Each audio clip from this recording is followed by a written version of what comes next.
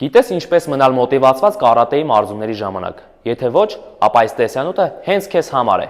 Այսօր ես կկիսվեմ 3 գիտականորեն ապացուցված գաղտնիքներով, որոնք կօգնեն քեզ պահպանել բարձր մոտիվացիա ցանկացած մարզման ժամանակ։ Դիտիր մինչև վերջ։ Առաջինը նպատակն է։ Դու պետք է հստակ հասկանաս, թե որն է քո մարզումների գլխավոր շարժառիթը։ Ինքդ քեզ հարց տուր՝ կարատեով զբաղվում ես մրցումներին մասնակցելու, չեմպիոն դառնալու, մեդալներ ու գավաթներ գրավելու համար, թե պարզապես ինքնատիրապետում ձեռք բերելու, ինքնապաշտպանության կամ պարզապես ինքդ քեզ լավ զգալու համար։ Գուցե քեզ համար հետաքրքիր հոբբի է կամ մարզչական աշխատանք։ Կարատեով զբաղվելու պատճառները բազմազան են։ Քո անհատական նպատակը պետք է լինի գտնել այն իմաստը, որը ուժ կտա քեզ, երբ հոգնած ես։ Այն պատճառը, որով սկսում ես մարզվել կարատեով, կարող է փոխվել տարիների ընթացքում։ Դա լիովին նորմալ է։ Օրինակ, երբ ես սկսեցի զբաղվել կարատեով, պատճառը հոր եղբայրս էր։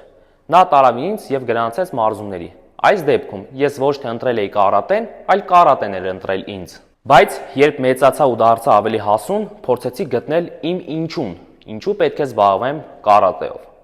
Գտեք ձեր սեփական նպատակը։ Երկրորդը առաջընթացի եւ վարպետության զգացումն է։ Եթե չես զգում, որ մշտապես առաջ է շարժվում քո ճանապարհին, քո մոտիվացիան շուտով կմարի։ Հենց այստեղ օգնության են հասնում գոտիները, քանի որ սրանք արտաքին խթան են, թե կարճաժամկետ եւ թե երկարաժամկետ, երբ հեռվում փայլում է սև գոտու նպատակը։ Բայց գոտիները ընդհանրապես արտաքին ատրիբուտներ են։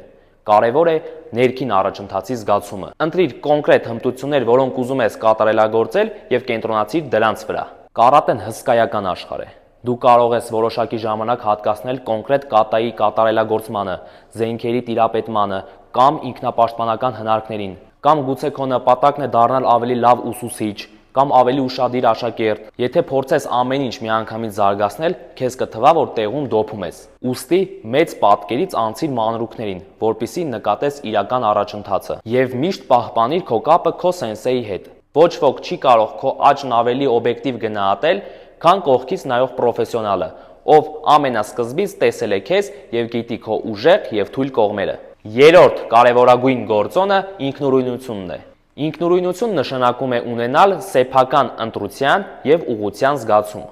Այսինքն դու ինքդ ես ընտրել այս ուղին եւ ոչ ոք քեզ չի ստիպում մարզվել։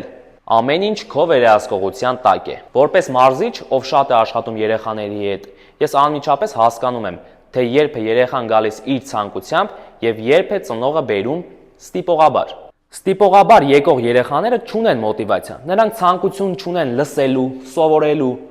պարզապես այստեղ գտնվելու։ Նույնը վերաբերվում է նաև մեծահասակներին։ Դուք նույնպես պետք է հասկանաք, որ ինքներդ եք ձեր մարզումների պատասխանատուն։ Դու հիմա կարող ես լինել աշխարհի ցանկացած վայրում, քո սենսեը նույնպես, բայց դուք ընտրել եք լինել այստեղ եւ հիմա։ Ուրեմն օգտագործիր այդ հնարավորությունը առավելագույնս։ Այս 3 սկզբունքները՝ նպատակը, առաջընթացը եւ ինքնուրույնությունը, քո հիմքն են։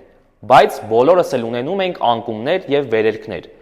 Ոչ ոք չի կարող մասնակցել մարզումներին ամեն օր չեմպիոնի էներգիայով եւ մոտիվացիայով։ Հենց այդ պատճառով կարևոր է ձևավորել ռեժիմ եւ սովորություն։ Պետք է մարզվել նույն օրերին, նույն ժամին ամեն շաբաթ։ Երբ այն դառնում է ավտոմատ սովորություն, քո ամենադժվար պահը լինում է մարզումը եւ ոչ թե դոջո հասնելը։ Ամեն անգամ, երբ մարզման գնալիս քեզ անհրաժեշտ է հսկայական կամքի ուժ եւ դու քեզ քաշ տալով ես հասցնում մարզման, ապա պետք է վերադառնալ այս 3 սկզբունքներին եւ հասկանալ, թե որում ես դու թերանում։ Մարզվիր, պայքարիր եւ հաճույք ստացիր։ Եթե տեսանյութը օգտակար էր, բաժանորդագրվիր ալիքին եւ մեկնաբանություններում գրիր, թե որն է քո մոտիվացիան մարզումների մասնակցելու համար։